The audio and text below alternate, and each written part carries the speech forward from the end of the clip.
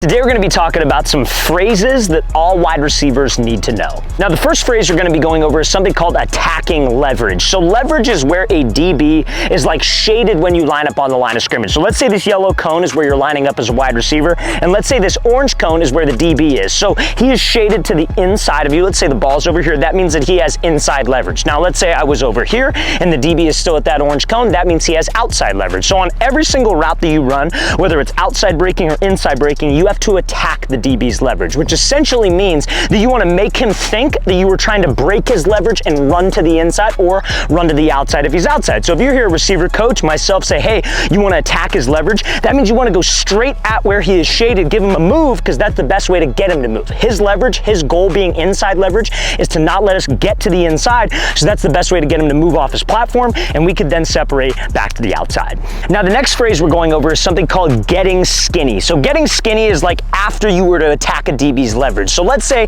I had to run a 10-yard out. I'm lined up right here, DB's inside leverage. So with my release, I want to attack his leverage, but getting skinny is after I do this, I don't want to allow this DB to recover and beat me to my landmark break, which is at 10 yards. So when I give him this move, I don't want to run away from him and take this wide angle, because then that DB, all he could do, even if he jumps, is open up, cut off the angle, and get right back over the top of me, and I lose separation. I want to get skinny, which means I want to squeeze past him in order to stack the DB or get him right on my hip. So let's say I attack his leverage. I want to go hip to hip with this DB and stay nice and tight so I can push up vertical. He can't cut off my angle, and he's either going to be right on my hip and I can separate and cut and have all this room for my quarterback, or I get him to trail behind me and I give him a move at the top and get space. But you got to make sure when you attack the leverage after the fact, you must get skinny.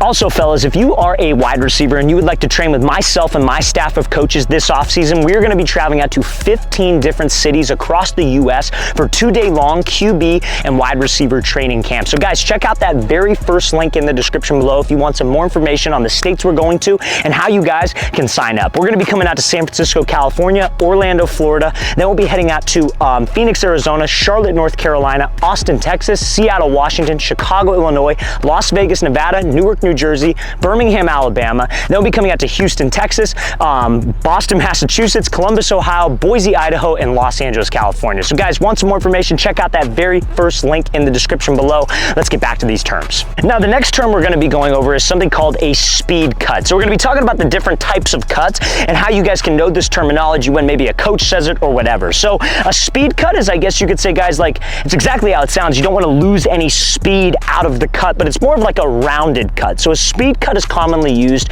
on like a 5-yard out or maybe even a 10-yard out. You might hear the phrase, hey, you're going to run a 10-yard speed out. That's implied that you're going to be using a speed cut. So usually that means that you're not cutting right at 10. A lot of times receivers think that, like, let's say this orange cone is 10 yards when they have to run a 10-yard out, and they think that they're just going to cut and then get straight flat across. That would be considered a stick, not a speed cut. A speed cut is usually ran off of like steps. So if you're running a 10-yard speed out, that break is generally on something called your third inside step. So your third inside step is like, let's say your left foot's up right here, set, go. You don't count that step. You count the first inside, second inside, third inside. But that third inside is the speed cut, and that's going to be at about 8 yards. So when you do that speed cut, you're not cutting, you're not losing any speed. You are running out of the cut. So when you make that cut, it's like your foot's at a 45-degree angle, you're running up to it, and when that foot's at that 45-degree angle, you don't slow yourself down and you run up to 10. You don't drift past 10. You get straight flat at 10, but you start the break a little bit sooner. So that's what a speed cut ultimately is. Now, the next type of cut we're going to go over is something called a square cut. So a square cut is a cut where you would drop your hips, and it's essentially like a 2-step break that you could use on out routes sometimes,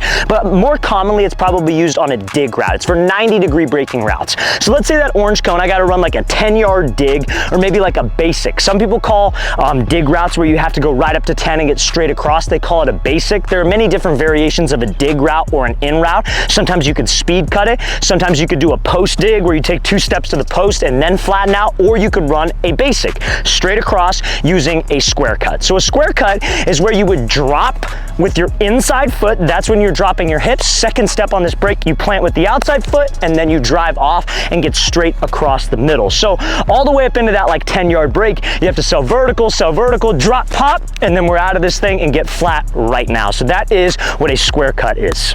Now this is gonna be like kind of a more creative version of a square cut, I guess you could say. I call this a box cut because on like a box, or like there's 4 corners on a box essentially, right? So that's why I ultimately call it that, and that's kind of the rhythm that your feet is doing. It's making like a box pattern in a sense.